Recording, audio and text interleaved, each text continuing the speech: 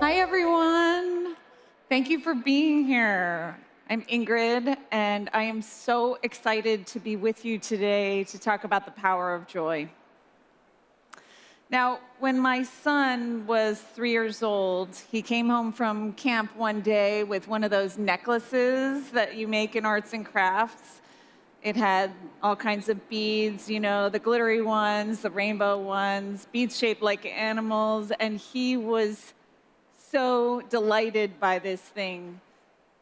He showed it to me, and the look on his face, pure joy. A couple days later, he came home with another one to match for me. And again, as he presented it to me, there was that look on his face, joy. Obviously, I wore that thing until it fell apart. Maybe you have memories like this of your own first creations. The squish of paint between your fingers, the click-clack of macaroni on a necklace. Maybe you have memories of that feeling when you step back to look at what you had made, or the expression on the face of a teacher or a parent or a friend you gave it to. Joy. Now, people tell us that joy is light and fluffy, that it's trivial, that it's not very important. And that is one of the stupidest things that we have allowed ourselves to believe as a culture.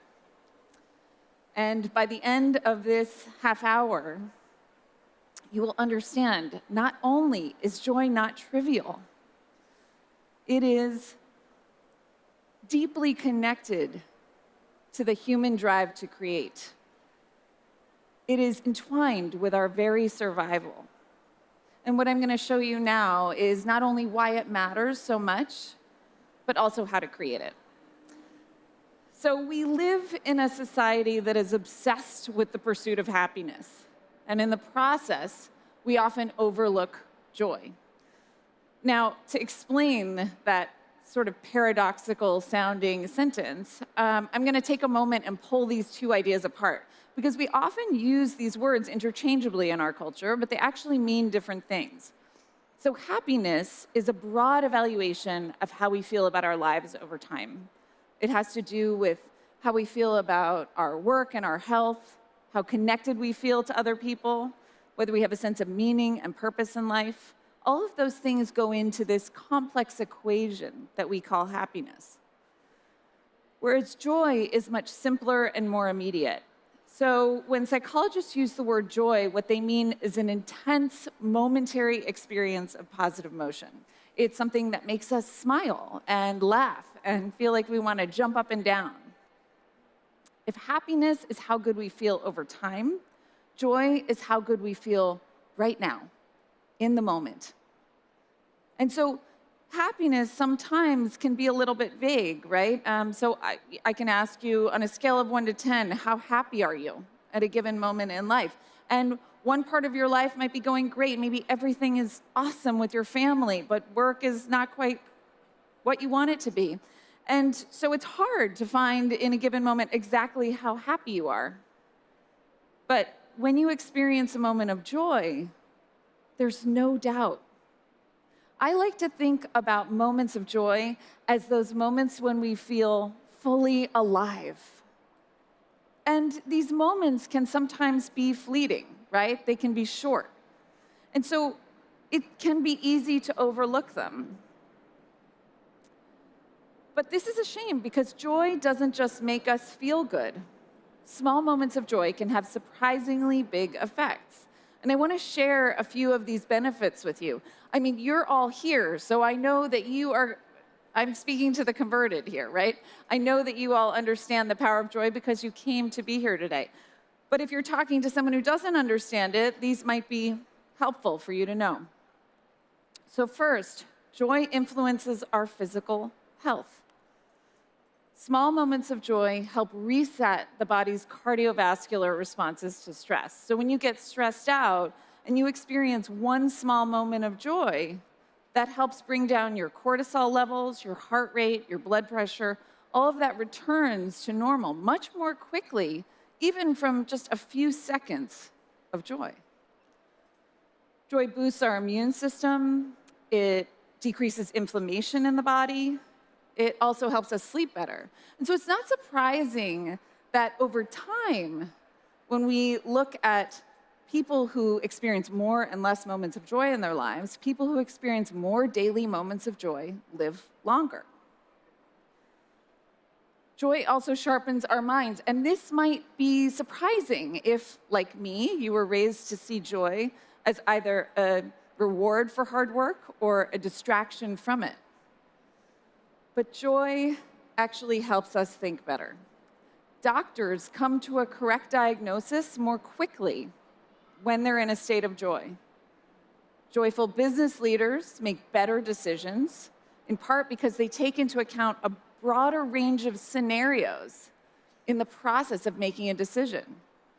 Joyful negotiators reach more win-win agreements. And some studies show that we're up to 12% more productive in a state of joy. So think about that. That's like an extra hour every single day that you could have back just by treating joy as a part of your work, a tool for your success, instead of a distraction from it. Joy also opens us up to new ideas, which is, of course, the whole reason that we're all here. Joy increases our creativity. And to explain how this works, I want to just explain a little bit about how positive emotions evolved. So there's a theory of the evolution of positive emotions called broaden and build. And the idea behind broaden and build is that negative emotions evolved to narrow our focus in to enable us to deal with immediate threats and challenges. So, when you get anxious about something, it gives you a kind of tunnel vision, right? So you can go into focus mode and deal with that. But positive emotions broaden our focus out so that we can spot opportunities. We can be creative. We can find new ideas, connect with new people. So when we're in a state of joy, we are literally more open-minded. We actually take in more information from our peripheral vision when we're in a state of joy. So you are actually, if you feel joy, you are seeing more of the world around you, and you are more open to what might come out of that. It's much easier to be inspired. One of the measures of this is called cognitive flexibility. And when we're in a state of joy, our cognitive flexibility goes up. We're less likely to put things into rigid categories. We're more open to seeing new breakthroughs. Joy also connects us to others. And at the root of this is the fact that joy makes us magnetic, right? It makes us more attractive to other people. This has been proven in a lab. So scientists have taken AI-generated faces. They take faces that are supposedly average looking, right? They take a composite of faces, and then they take faces and they compare them to really, really good looking faces. And generally people say they like the really good looking faces. That's who they're attracted to. But when they make the average looking faces smiling and they compare them, people are more drawn to the smiling, average-looking faces than they are to the stony-faced supermodels. So we know that just expressing joy makes you more magnetic to those around you. When you share a moment of joy with someone that you care about, it deepens the sense of trust and intimacy in that relationship. And joy also influences collaboration. If you're a boss and you are more joyful, or you have a boss who is joyful, you will complete your work more efficiently, and you will work in a more coordinated way. So if you want people to follow you, to be inspired by you, joy is the way to get the most out of them. And joy makes us more resilient. So research done after 9/11 has found that when we allow ourselves small moments of joy during a stressful or difficult time, we recover better.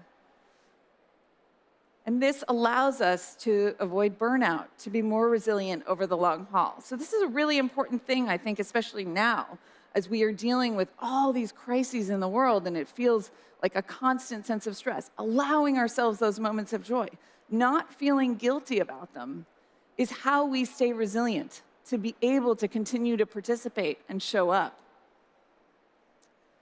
So I think in a lot of ways, many of us have been given a model of happiness that is about milestones, right?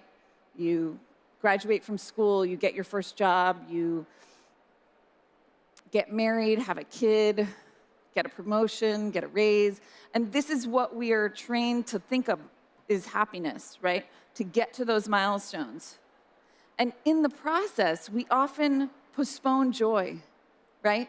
We say, oh, I can't go out to this concert tonight. I have to finish this presentation.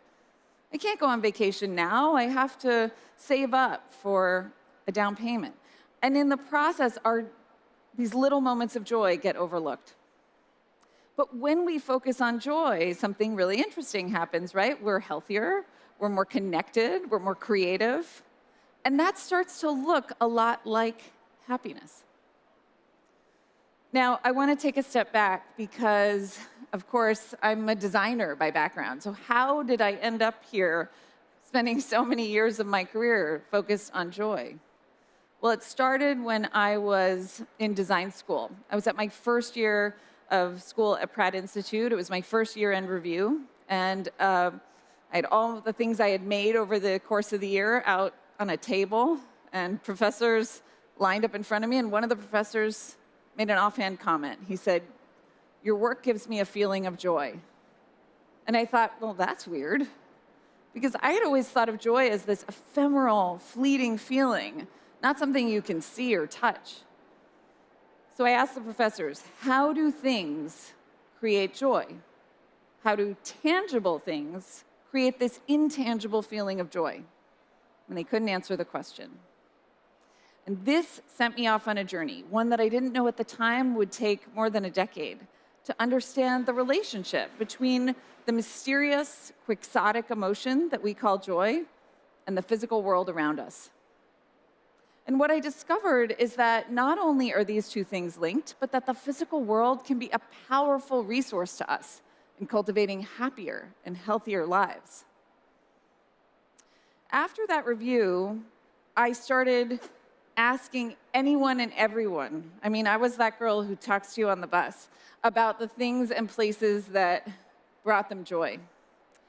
And right away, I noticed that there were certain things that just kept coming up again and again and again. They were things like cherry blossoms and bubbles,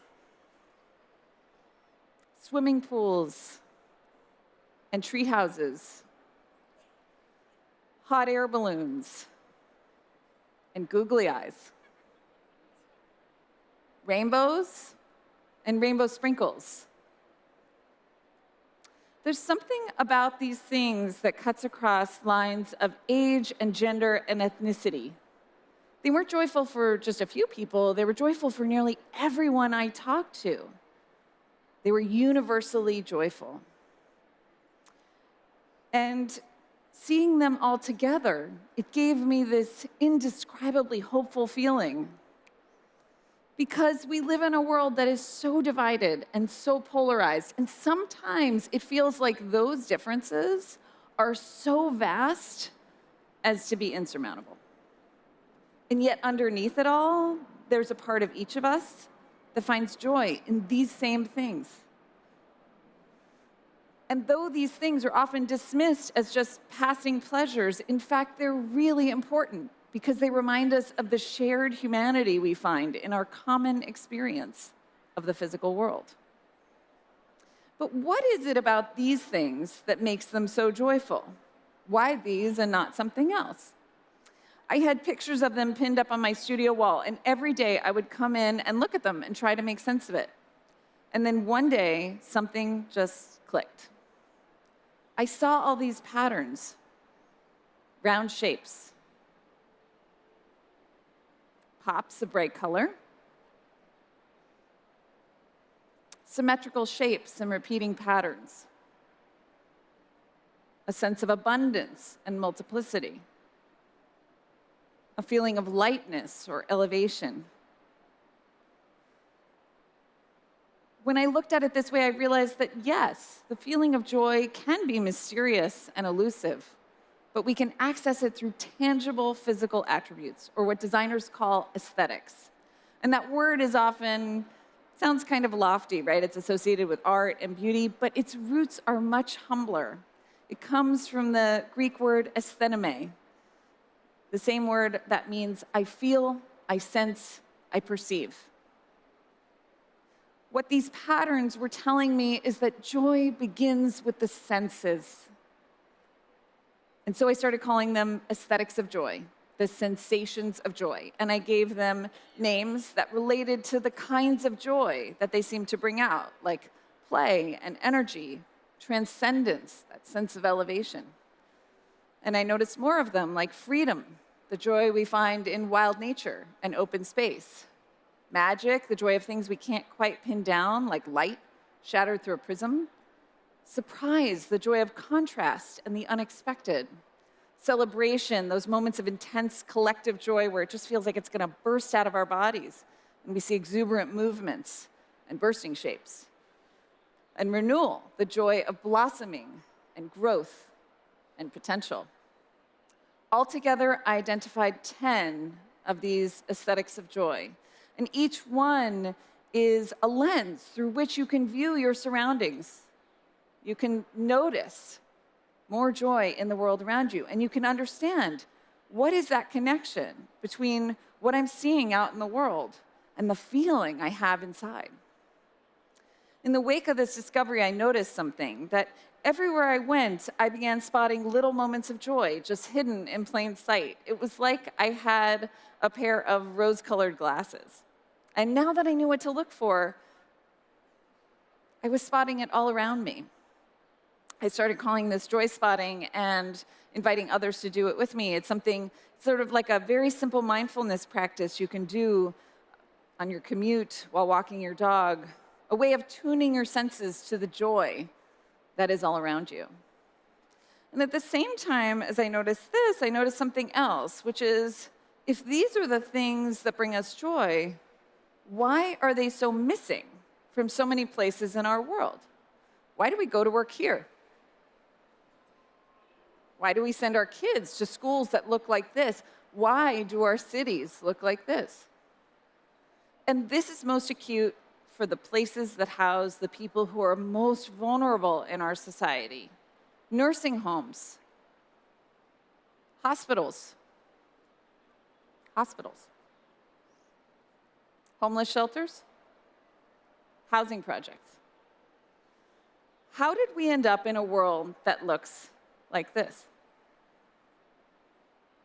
We all start out joyful, but as we get older, being colorful or exuberant opens us up to judgment. Adults who exhibit joy are often dismissed as frivolous or unserious, superficial or self-indulgent.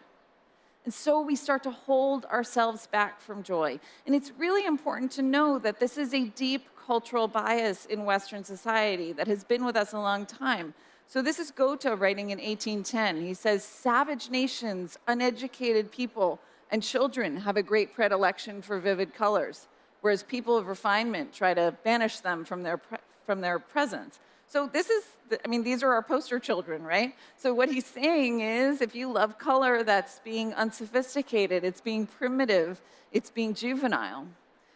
And then Adolf Loos, writing at the beginning of the modernist movement, he says, freedom from ornament is a sign of spiritual strength. What he's saying is that if you want to dress like me, for example, that is a moral failing. That is a moral weakness in your character. So no wonder we push joy out to the edges of our world. Joy gets to live in amusement parks and playgrounds, beaches, hotels, resorts, and nature preserves. And the rest of the world was left to languish.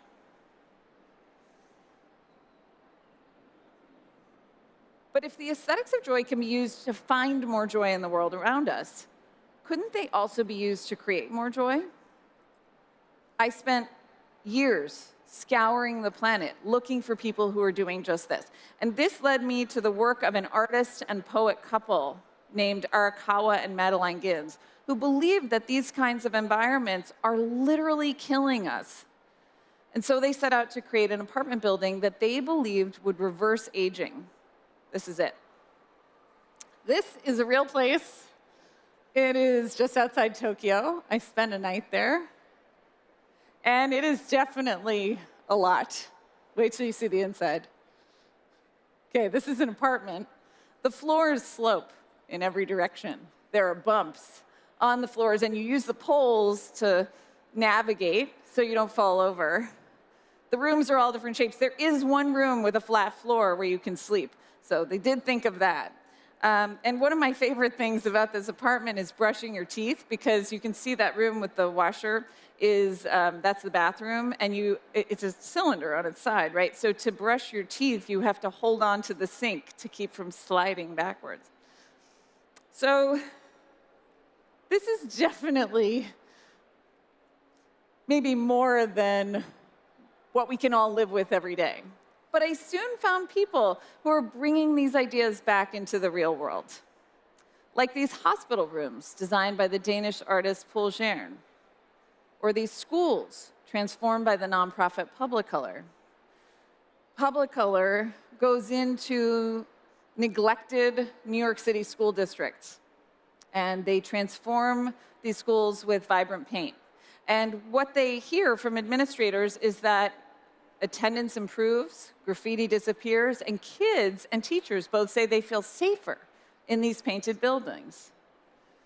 And this aligns with research conducted in 4 different countries, countries as diverse as Sweden, Saudi Arabia, and Argentina, which shows that people working in colorful spaces are more alert, confident, and friendly than people working in drab spaces. So though the color is just on the surface, it has effects that go much deeper, influencing our mindset and even our interactions with others. And this is an interesting thing, right? Because we are told that these things are trivial, right? Color is trivial. It's just on the surface. It doesn't matter. Pattern, form, these things are just decoration. Just like we're told that joy is trivial, it's frivolous, it's not important. But if these things were so unimportant, why are we universally attracted to them? Why does every human on Earth have an attraction to these things? Nature is not wasteful. Nature does not put something in every one of our brains, a desire, an impulse in every one of our brains, unless it does something. And joy does something.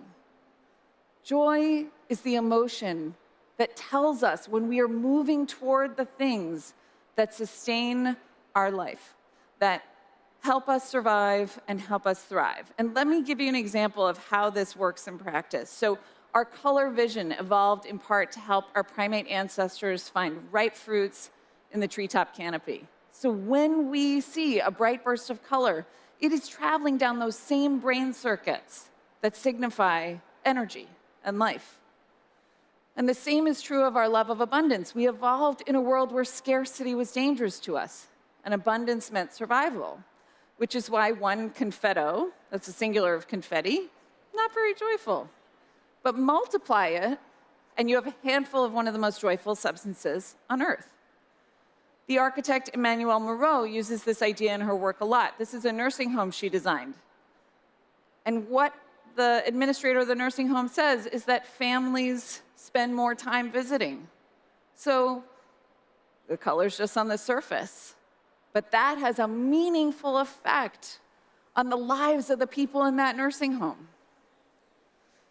Morag Myerscough, a wonderful UK-based artist, designed these hospital rooms for children. And at first, when people saw them, the mock-ups of them, they said, this is too intense for sick children. We can't put sick children in rooms like this. But then she showed the mock-ups to parents. And the parents said, these remind me of a kid's room. These remind me of what it's like to be not in the land of the sick, but in the land of life.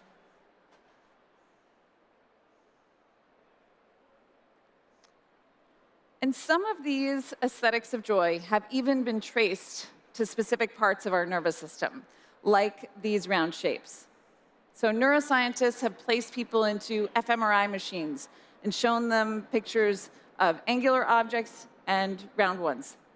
And what they find is that when we look at the angular objects, a part of our brains called the amygdala, associated in part with fear and anxiety, that part of the brain lights up. Whereas the part, when we look at curves, that part of the brain is silent. They speculate that because we evolved in a world where sharp angles could be dangerous to us, we evolved an unconscious sense of caution around these shapes, whereas curves naturally set us at ease. You can see this in the newly redesigned Sandy Hook Elementary School building. After the mass shooting there in 2012 that claimed 26 lives, most of them children, this town knew that they needed to rebuild the school. And they knew it needed to be safe, but they didn't want it to feel like a fortress. They wanted it to be joyful.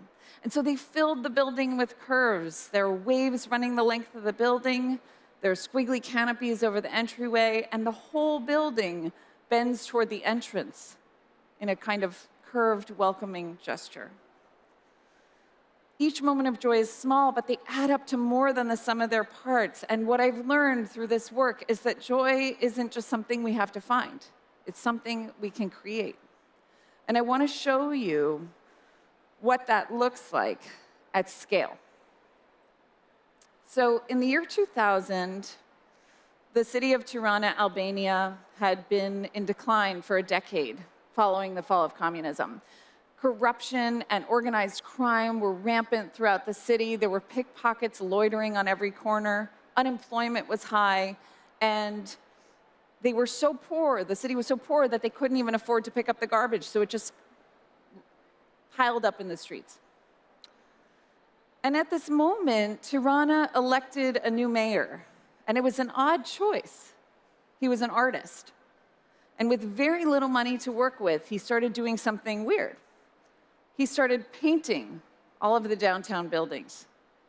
Public buildings, private buildings, it didn't matter. So imagine you own a restaurant or you own an apartment in a building and all of a sudden you come out and the mayor has painted your building in these crazy colors and patterns. At first, not everyone was on board with this. In fact, many people said they didn't like it. But when they did a survey, they found that even the people who didn't like it wanted it to keep going. Because things started to happen in Tirana. First, people stopped littering in the streets. And then shopkeepers started to remove the metal grates from their storefront windows. They said the streets felt safer, even though there were no more police on the streets than before. And then people began to pay their municipal taxes, something they hadn't done in a decade. Nothing could get people to pay their taxes. Now they were paying their taxes. And with the new tax revenue, they cleaned up the parks, they planted trees. 5 years after this project began, the number of businesses in Tirana tripled. And the tax revenue had increased by a factor of 6.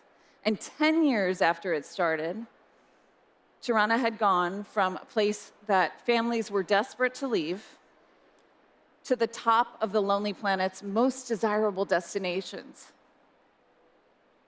And this happened through something that people tell us doesn't matter. But it's what started the fire. It's what brought Tirana back to life.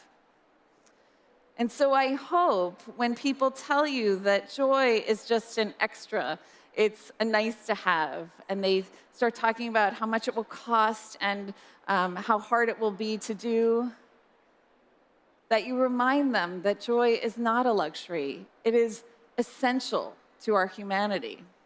That deep within us, we all have this impulse to seek out joy in our surroundings. And we have it for a reason. Because on the most basic, fundamental level, the drive toward joy is the drive toward life. Thank you. Thank you so much.